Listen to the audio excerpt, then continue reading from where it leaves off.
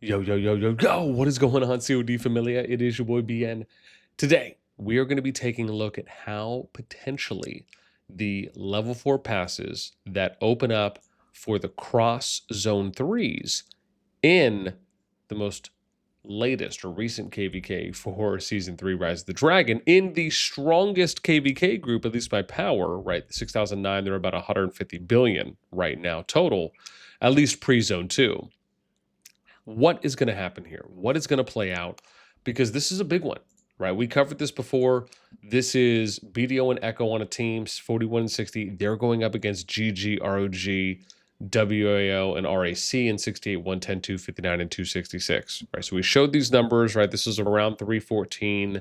So again, pre-zone 2. But what is going to actually happen once the level 4 pass is open, which, again, to state the obvious, and as always, if you enjoy the content, make sure you throw us up because it helps a lot, is most of you know how I feel about this. I've touched on this multiple times. My view, and I'll keep saying it until, the sun comes up and maybe potentially afterwards, is I just hate.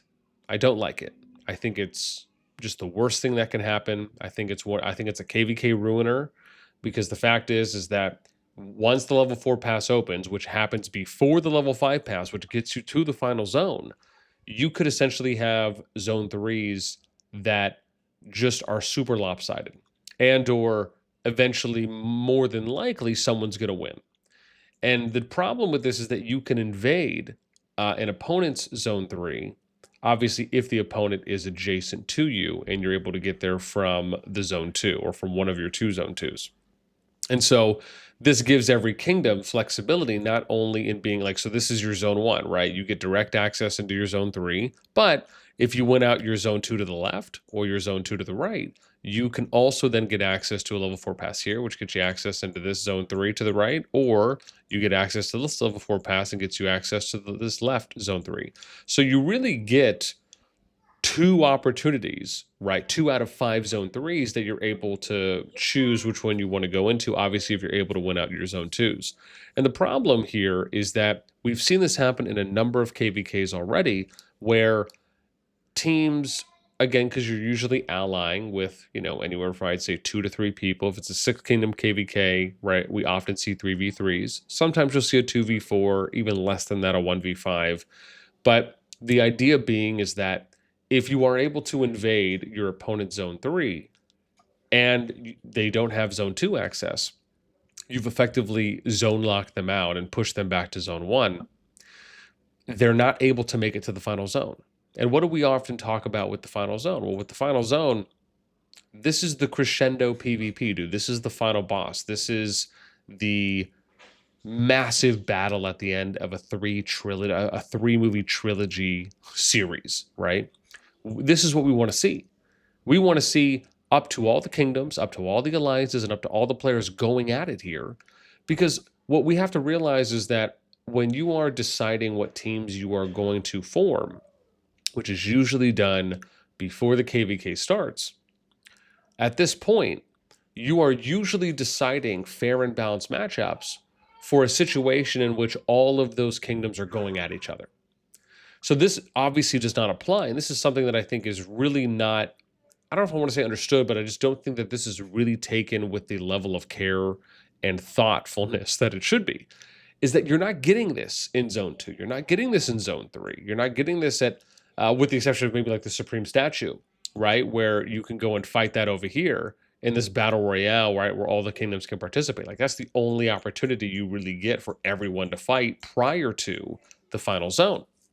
And so because of this, you're having these ISO or isolated matchups, which can be a 1v1, maybe when you get to the zone 3, it could be a 2v2, right? Or even a 1v2, etc. So these are things that you're not able to get yet until you get to the final zone. And so based on those matchups. Now, what is going to happen here? Let's look at what's happened so far. What has transpired in 6009, right? And this basically kind of all goes towards my general view, which is, again, I would just like for, and to wrap that point up, is that I would just like for the level 5 passes to open before the level 4 passes open. So if that just means you're in this zone 3 area for 3 days, or 1 or 2 Augerstone chapters worth, right? That's fine. If you have to shorten it a little bit, that's fine, right? Zone 3, in my opinion, should be the shortest amount of time you're in a zone. That way you get to the level 5 pass faster. Then that way you get to fight it out here. Let's say you fight it out here for a week, right? And then after a week, the level 4 passes can open, right? So that way you can invade people's zone 3s. And then maybe a period after that, you can go through the level 4 pass, or maybe once it opens, you can go through it, so you can invade someone's zone 2. And maybe the last 3 days, the level 3 passes or level 2 passes open, and you can invade someone's zone 1, right? Basically, it's like you're going up, up, up, up, up, and then you're gonna, and then oops, hang on, then you're gonna U-turn, right, and come back down, right? It's like a horseshoe. But what has happened so far?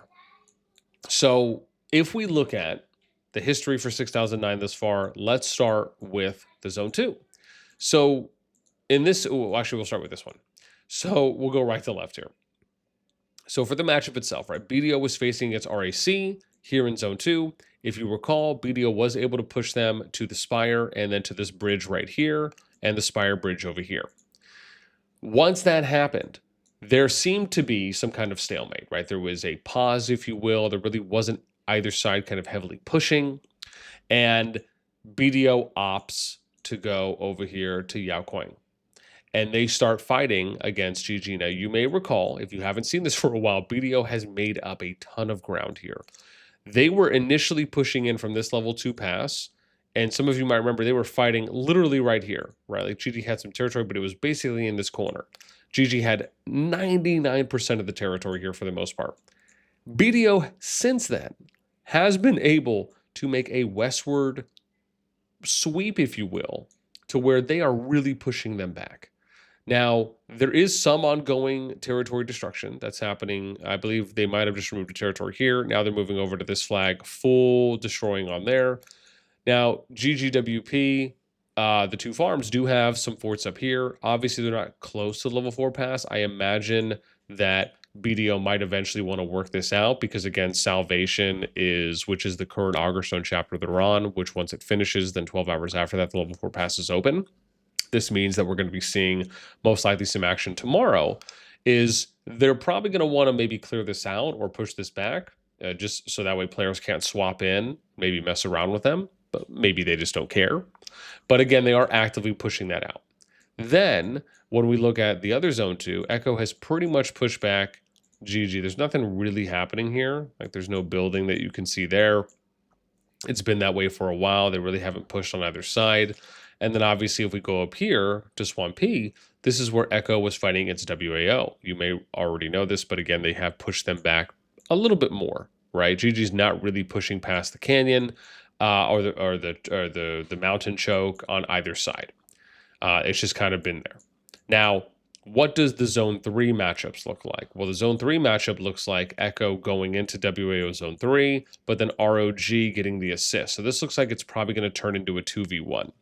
And I imagine, again, both sides will be happy. Not to say that I think everyone's happy with the overall matchup, but the fact is that, you know, Echo, and at least on the BDO side, I can say at minimum, they're going to be happy because they're going to get a bunch of PvP out of it, right? And obviously that's only, I don't foresee wAo and RoG saying, oh yeah, F this, we're just not going to fight, right? Regardless of how they might feel one way or another overall. The fact is that we're probably going to see a good amount of PvP as we did in multiple Zone 2s, right? Or in the 3 Zone 2s here.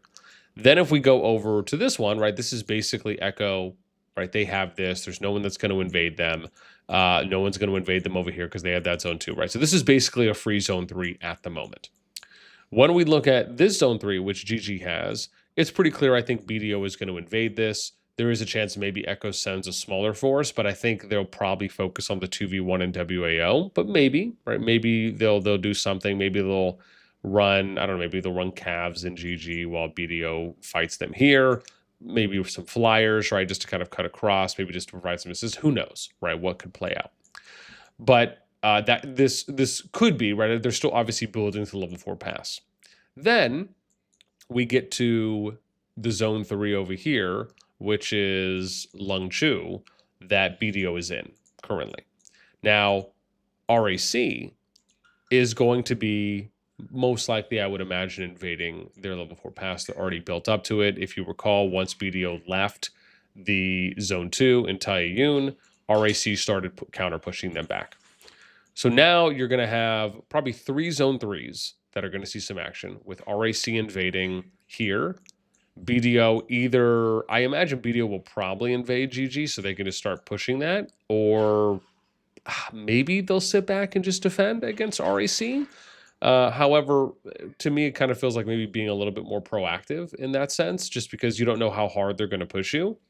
Maybe, right? Maybe that's why they're already defending there and they haven't built up, even though there's still time, right? They only have a couple flags. What is that, like 1? I don't even know if that's a 102 or if it's already built and they can touch. But, all right, there we go. If we click, oh yeah, okay, yeah. So they still have maybe 1 more flag to go. However, this is where I think it can get interesting if we play out some scenarios here. Because keep in mind, if Echo and BDO, which it seems like they've already shown that they can beat out the 1v1s, maybe, and again, I think with the 1v2s are going to be challenging, right? Because in BDO's case, you're kind of getting these ISO matchups. Echo is probably going to get more of a pure 1v2, where BDO is going to have a 1v1 and then a second 1v1, right? Depending on what they choose and how their opponents respond and I guess how proactive they are in certain areas. But what you could end up happening is BDO going head-to-head against 1 and maybe beating the 1 and then waiting. Because keep in mind, BDO doesn't necessarily have to fight 2 zone 3s at the same time. They already have 1 zone 3 control. They could also, as another idea, because it also, I think, depends on what GG opts to do, in the sense that GG could keep applying pressure in zone 2s, right? Whether that's on the Echo zone 2 or the BDO zone 2. But if BDO wanted to, they could just sit there and maybe defend against RAC. They don't have to engage with BDO, right? Because BDO won't be able to reach them unless they're gonna try and maybe push them in the zone 2 and maybe try to make some headway over here to the level 4 pass while BDO is engaged with RAC, possibly. I think, like I said, it feels like it's a little more likely that BDO will probably defend RAC and or then maybe push GG into their zone 3. Just because there is, as we said, still time to build to the level 4 pass. I think, to me, what probably will be arguably the most exciting zone 3 is going to be Echo versus wAo and RoG, the 1v2, right? Because to me, it feels like Echo's going to take that challenge.